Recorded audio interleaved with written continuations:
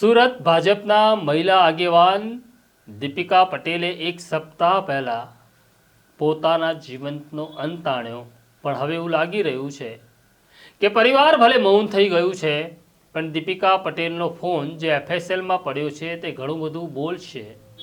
અને આ કમનસીબ ઘટના કેમ ઘટી, દીપિકા પટેલે કેમ પોતાના જીવનનો અંત આણ્યો, તેનું ઘૂંટાતું રહસ્ય આ ફોન બહાર લાવશે એવી સુરત પોલીસને આશા છે.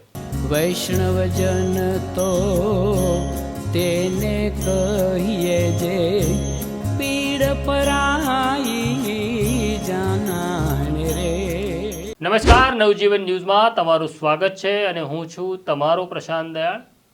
કોઈ માણસ પોતાના જીવનનો અંત આણે એ તો દુનિયાની સૌથી કમનસીબ ઘટના છે.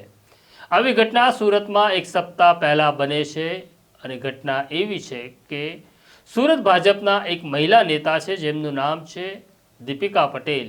દીપિકા પટેલ ઘરમાં ગળે ફાંસો ખાઈ આત્મહત્યા કરી લે છે. આ બનાવની સૌથી પહેલી જાણ ભાજપના સુરતના જ કોર્પોરેટર ચિરાગને થાય છે. ચિરાગનો દાવો એવો છે કે દીપિકાએ મેસેજ કર્યો હતો કે હવે હું જીવનથી ત્રસ્ત છું,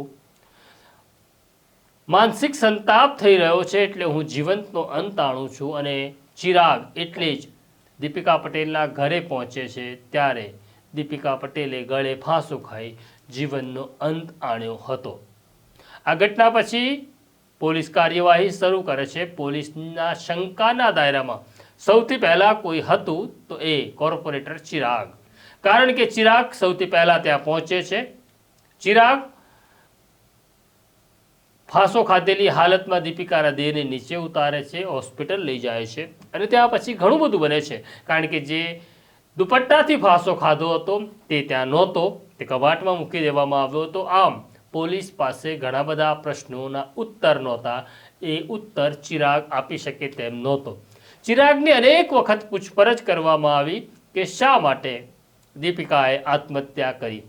પોલીસને એવી પણ જાણકારી મળી કે દીપિકા અને ચિરાગ સાથે વ્યવસાય કરતા હતા, નાનું મોટું જમીનમાં રોકાણ કરતા હતા, પૈસા પણ કમાતા હતા.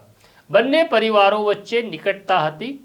પણ દીપિકાના આત્મહત્યા પછી દીપિકાના પતિ પણ આ મામલે કોઈ ફરિયાદ આપવા તૈયાર નથી, કોઈની સામે શંકા પણ વ્યક્ત કરતા નથી. દીપિકાના માતા પિતાને પણ કોઈની ઉપર શંકા નથી અને તેઓ પણ ફરિયાદ આપતા નથી. એટલે પોલીસની તપાસ ધીમી પડી ગઈ છે. પોલીસને જે જાણકારી મળી તે એ પ્રકારની છે કે કોઈક કારણસર ચિરાગ દીપિકાથી અલગ થવાનો એટલે કે દૂર જવાનો પ્રયત્ન કરી રહ્યો હતો. એવી કઈ ઘટના હતી કે જે દીપિકા અને ચિરાગ વચ્ચે અંતર વધારી રહી હતી. એ ઘટનાની પણ પોલીસ બારીકાઈથી તપાસ કરી રહી છે. જો કે આ મામલે હમણાં બધા જ લોકો ચૂપ છે.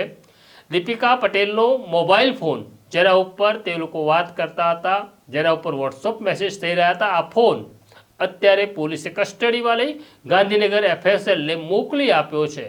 સુરત પોલીસને આશા છે કે આ ફોન ઘણું બધું બોલશે, કારણ કે સત્ય ક્યારેય શાંત રહેતું નથી, સત્ય છાપરે ચડી પોકારે છે.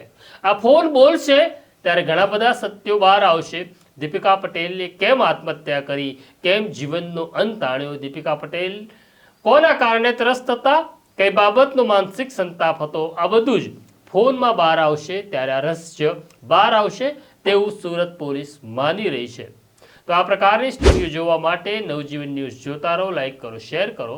અત્યારે મને અને મારા સાથી સોનુને રજા આપો. નમસ્કાર.